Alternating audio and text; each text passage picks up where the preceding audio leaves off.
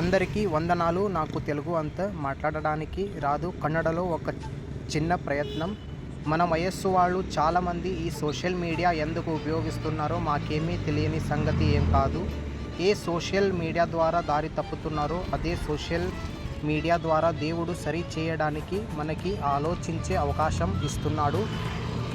ನಮ್ಮ ವಯಸ್ಸಿನವರು ಹೆಚ್ಚು ಜನ ಈ ಸೋಷಿಯಲ್ ಮೀಡಿಯಾ ಯಾವುದಕ್ಕೆ ಉಪಯೋಗಿಸುತ್ತಿದ್ದಾರೆ ನಮಗೇನೋ ತಿಳಿಯದ ಸಂಗತಿ ಏನಲ್ಲ.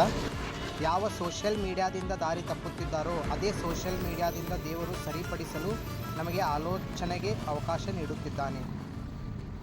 ఇప్పుడు ఒక పాయింట్ మీకు చెప్తాను.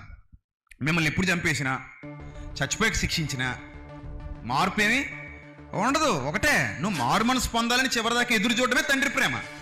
ఇప్పుడు చంపేయాలనుకుంటే ఎంతసేపు ఎందుకు? యేసుప్రభు రావడం ఎందుకు? సువార్త ప్రకటించడం ఎందుకు? ప్రాణం పెట్టడం ఎందుకు? ప్రేమను పంచడం ఎందుకు?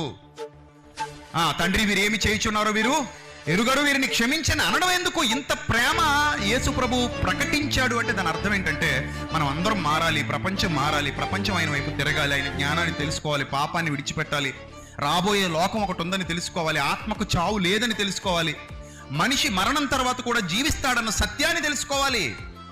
అది యేసుక్రీస్తు ప్రేమ. విపత్తులు సంభవిస్తూనే ఉంటాయి. ఇప్పుడు కరోనా వచ్చింది, కరోనాలో చాలామంది చచ్చిపోయారు. అప్పుడు ఏమన్నారు చాలామంది? ఇదిగో దేవుడు లేపేస్తున్నాడు కరోనా ద్వారా అన్నారు. కానీ ఆ తర్వాత ఏమైంది? కరోనాలో నీతిమంతులు కూడా చచ్చిపోయారు, కరోనాలో ఎంతమంది సేవకులు కూడా చచ్చిపోయారు, ఎంతమంది విశ్వాసులు చచ్చిపోయారు, కొంతమంది ప్రాణాపాయ పరిస్థితుల్లోకి వెళ్ళి బయటకు వచ్చారు. ఇలా చాలామంది ఉన్నారు. సో కాబట్టి దేవుని చిత్తం ఏంటో మనం సంపూర్ణంగా తెలుసుకొని పరీక్షించుకుని మాట్లాడాలి తప్ప తొందరపాటు తగదు. అసలు తొందరపడకూడదు. ఏం జరిగినా సరే మనం సంయమనం పాటిస్తూ సత్యాన్ని ప్రపంచానికి తెలియజేస్తూ, ఈ ప్రకృతిలో ప్రభుత్వాలు ఉన్నాయి, దేవుని ప్రభుత్వాలు, ఆ ప్రభుత్వ నిర్ణయాలు మనకు తెలియవు. ఆయన ఇష్టం వచ్చినట్టుగా ఈ ప్రకృతిని నడుపుతున్నాడు, కాపాడగలవాడు ఆయనే, రక్షించగలవాడు ఆయనే. కొన్ని సందర్భాల్లో మనిషికి స్వేచ్ఛనిచ్చాడు కనుక మనిషి ఆ స్వేచ్ఛను దుర్వినియోగం చేసుకుంటూ ముందుకెళ్తున్నాడు. మనిషి చేసే పాపాలు, ఇప్పుడు హిరోషిమా నాగసాకిలో అణుబాంబు వేశారు. ఇప్పటికీ చాలా మంది అక్కడ అంగవైకల్యంతో పుడుతున్నారు. దాన్ని తీసుకెళ్లి దేవునికి ఆపాదిస్తే బాగుంటుందా? మీ దేవుడు అనుభవం ఎందుకు ఆపలేదంటే? నిన్ను నన్ను ఏమైనా ఆపాడా? ఎన్ని పాపాలు చేయలేదు మనం? ఎప్పుడైనా ఆపాడా పాపం చేసినప్పుడు? నువ్వు చెప్పు.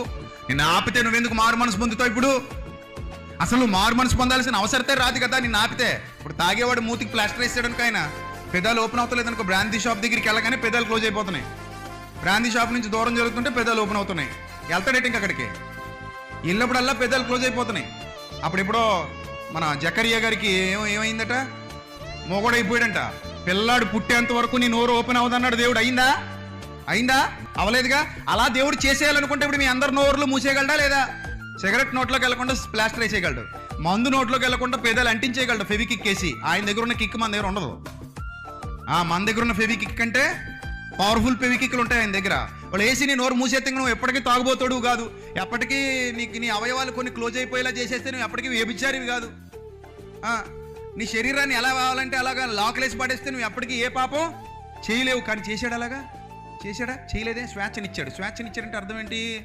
నాయనా నువ్వు తిరుగు, నీ ఇష్టం వచ్చినట్టు ప్రవర్తించు, నీ మనస్సుకు నచ్చినట్టుగా జీవించు. అయితే వీటన్నిటిని బట్టి దేవుడు నిన్ను తీర్పులోనికి తెచ్చునని జ్ఞాపకం పెట్టుకో. వన్ ఫైన్ డే ఉంటుంది, ఆ రోజు ఖచ్చితంగా నువ్వు దేవునికి ఏం చెప్పాలి? లెక్క చెప్పాలి. అంతవరకు నేను ఇలాగే విడిచిపెట్టేశాడు. అందుకే నేను పాటలో రాశాను, జీవ మార్గమును మరణ మార్గమును నీ ఎదుటే ఉంచాడు, మేలు కీడులను వివేచించి ముందడుగు వెయ్యమన్నాడు, ఆకాశాలకు ఎక్కిపోయినా అక్కడను ఉన్నాడు, పాతాళంలో దాక్కున్నా నీ పక్కనే ఉండగలడు. దేవుడు ఉన్నాడు, నిన్ను చూస్తున్నాడు, నీ ప్రతి అడుగడుగు గమనిస్తున్నాడు. వాస్తవం అది. కానీ ఒకనొక దినం రాబోతుంది, ఆ దినాన మనం లెక్క అప్పగించవలసిన వారమై ఉన్నాం. జాగ్రత్త. పసిపిల్లలను రేప్ చేసేసిన వాళ్ళు ప్రశాంతంగా తిరుగుతున్నారు పనికిమాలో. నాకే కోపం వచ్చేది, పేకనులకి చంపేయాలనుకుంటాను నేను వాళ్ళని చూసినప్పుడు న్యూస్లో. పసిపిల్లలను రేప్ చేసిన దరిద్రుడా అనిపిస్తుంది. పసిబిడ్డలు మనం వార్తల్లో చూసాం. మరి ఏం చేయాలండి దేవుడు? ప్రతి వాడికి శిక్ష ఉంది. ఇక్కడ జస్ట్ ఓపిక, సహనం, దీర్ఘశాంతం, సహనంతో ఉన్నాడు. అలాగా ఏం కంగారు పడకండి, అన్నీ చూస్తాం అక్కడికి వెళ్ళిన తర్వాత. ఇక్కడ ఏదో మనుషులు అనుకుంటున్నారు దేవుడు ఏం చేస్తున్నాడు, మీ దేవుడు ఎందుకు మాట్లాడట్లేదు, మీ దేవుడు ఎందుకు చర్యలు తీసుకోవట్లేదు, ఆయన ఎందుకు స్పందించట్లేదు, ఇంత జరుగుతుంటే దేవుడు ఎందుకు మౌనంగా ఉన్నాడని యూట్యూబ్లో వీడియోలు పెడుతున్నారు కొంతమంది.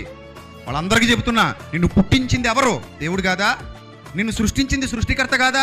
ఈ ప్రకృతిని కలిగించింది దేవుడు కాదా? సూర్యుడిని ఏమైనా నువ్వు ఉదయింపజేస్తున్నావా? మన ప్రధానమంత్రి గారు ఉదయింపజేస్తున్నారా? చంద్రుడిని ఏమైనా నువ్వు తీసుకొస్తున్నావా? లేకపోతే అమెరికా ప్రెసిడెంట్ తీసుకొస్తున్నాడా? ఆకాశ నక్షత్రాల కదలికలను నియంత్రిస్తున్నది ఎవరు? సమస్త ప్రభుత్వాన్ని నియమించి నడిపిస్తున్నది ఎవరు? సర్వోన్నతుడైన దేవుడు కాదా? మరి అందుకే అన్నాడు ప్రకటన గ్రంథంలో, అన్యాయము చేయువాడు ఇంకను అన్యాయమే చెయ్యనిమ్ము. అందుకు ఆగిపోయాడు. అలాగా అన్యాయము చేయువాని ఇంకను అన్యాయమే చేయనిమ్ము, పవిత్రుడైన వాని ఇంకను పవిత్రుడుగానే ఉండనిమ్ము. ప్రతి వానికి చుటకు వాని జీతం రెడీ చేసి రాసి పెట్టేశాను బిడ్డ.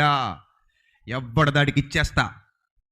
మారితే మంచిది, మారకపోతే నీ ప్రాణానికి నువ్వే ఉత్తరవాదివి. అది దేవుని లెక్క.